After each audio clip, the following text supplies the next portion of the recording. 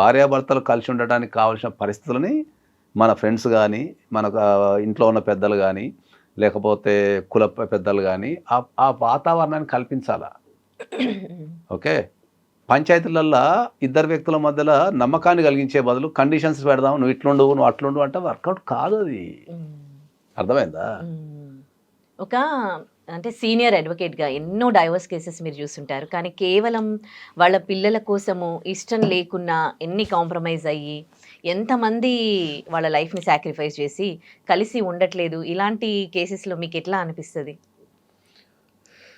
అంటే ఇప్పుడున్న సమాజం మారింది కానీ మనం గత ఒక 5 ఇయర్స్, ఒక 10 ఇయర్స్ కనుక వెనక్కి పిల్లల కోసం త్యాగం చేసిన కుటుంబాలు చాలా ఉన్నాయి. మొత్తం పిల్లల కోసం జీవితాల్ని త్యాగం చేసిన కుటుంబాలు చాలా ఉన్నాయి. నేను కొన్ని వందల సార్లు, ఇంకా గట్టిగా చెప్పాలంటే వేల సార్లు, లక్షల సార్లు